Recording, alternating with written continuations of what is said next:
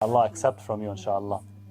So, if we want to talk about Hajj in a way, of course, many of you, if not most of you, are far, for me, I can sit here and talk day and night, but there are people amongst you who have actually been to Hajj, who actually know what it means, who actually know what it feels like.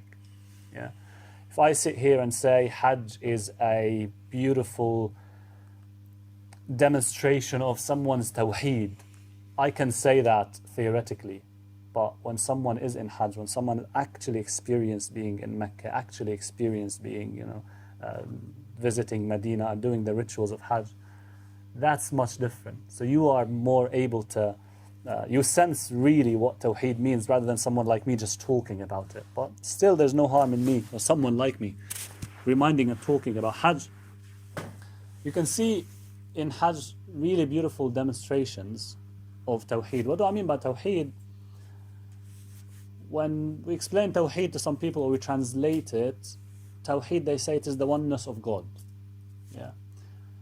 Now some think that, okay, oneness of God means that God is one, meaning that He is not two, He is not three, so He's one in number. It could be correct, but of course this is deeply problematic. When we talk about Allah subhanahu wa ta'ala, we're not talking about a field or a space where there is numbers at all. It doesn't make sense even to say that Allah is one, not two, because there isn't numbers in His realm, whatever that means now, okay? When we say oneness of Allah or Tawheed, there is a beautiful phrase that we have, which Allah subhanahu wa ta'ala taught us, the prophets taught us, La ilaha illallah, there is no God but Allah. So this is one of the way that we actually utter kind of Tawheed.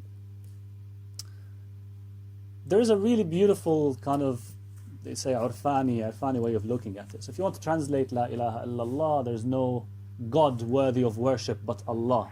That's a translation. There's no God but Allah. Okay, that's a valid translation. The Urafas look at this and say really nice things. They say, look, Ilah is one of the things that we used to attribute to God or to refer to God. God is Ilah. Yeah, La ilaha illallah, there's no God but God, Allah. But they say you could actually remove this Ilah and put any name of Allah subhanahu wa ta'ala in there. There's no merciful but Allah. There's no Khaliq but Allah. There's no Raziq but Allah. There's no Habib but Allah. Actually, there is no thing but Allah subhanahu wa ta'ala. Even when you think that this thing is something that is not Allah, there's no thing but Allah subhanahu wa ta'ala. How is this related to Hajj? Basically, you see in Hajj, in all the practices that are required for people to do, you see a practice that actually kind of teaches you that truly there is nothing that matters but Allah subhanahu wa ta'ala. Your clothing, yourself, you're looking at yourself, your presence becomes insignificant really. It reminds you that you are insignificant.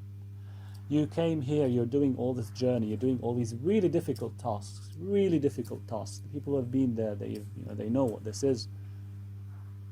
Only because you are being submissive to Allah subhanahu wa ta'ala. Only because you are, reviving, or one of the things is that you're reviving the memory of Ibrahim alayhi salam, and you see what Ibrahim did. It was nothing but taslim, complete submission, no question to Allah's will. What do I mean by complete submission? A man passes by a place, leaves his wife and a child, and leaves. Tell me what this is. Ibrahim alayhi salam did it. Absolute taslim. His his self was diminished, was destroyed for what Allah subhanahu wa ta'ala wants. When we talk about the sacrifice of Ibrahim when he was asked by Allah subhanahu wa ta'ala, or the interpretation of his dream, he went to sacrifice Ismail alayhi salam, absolute submission, and there was no doubt, even no doubt in the heart of Ismail alayhi salam. This is really impressive. May Allah subhanahu wa ta'ala honestly grant every one of you, children who have something like this level of submission, because it's the best thing that anyone can have a progeny who are submitters of Allah, submitters to Allah subhanahu wa ta'ala, and true servants of Allah subhanahu wa ta'ala. So we see this in the way, in the clothing that people wear, really insignificant. Your appearance is not really significant. Nothing is significant except what is in your heart. That reflects submission to Allah. That reflects tawheed. That reflects your conviction or your thoughts or your belief that you do not matter. Nothing around you matters. Nothing around you matters. Yeah. All these people are kind of in a simulation of how it is on the Day of Judgment. People, standing before Allah subhanahu wa ta'ala. Let's say, inshallah, I think today or tomorrow people will be standing on the mountain of Arafah. Yeah. That's really how it will be. That's really how it will be on the Day of Judgment. I mean, of course, it will be maybe worse. Inshallah, it wouldn't be worse.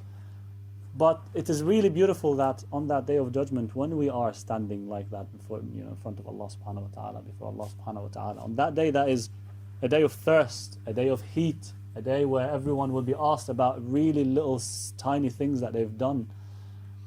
Stressful, yeah. But it'd be really nice to actually be of those who, raise their hands to Allah subhanahu wa ta'ala still, like those who are raising their hands to Allah in Arafah, basically, and asking that Allah may forgive what they've done. Right? So, for me, this is what Hajj is. This is what the trip to Hajj is. I ask Allah that, inshallah, He grants me it. I've never been in Hajj, but it's really something. People say it transforms you. People say it transforms you. It's a trip where you leave you leave this dunya behind, and you go to meet your beloved, who is far away, but not so far away actually. Yeah. Answering the call of your beloved, doing all these practices that your beloved asked, so that inshallah you are kind of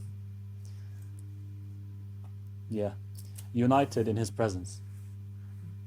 I ask Allah subhanahu wa ta'ala, inshallah, that He may count all of you of the Hujjaj, of people who go to Mecca, inshallah, Hajj, if not Hajj, maybe Umrah. And do please pray for me, for all your sisters, brothers in here, inshallah, that Allah would count us, because if Allah doesn't, it will never happen. So walhamdulillahi rabbil alameen. Salawat ala Muhammad wa ali Muhammad.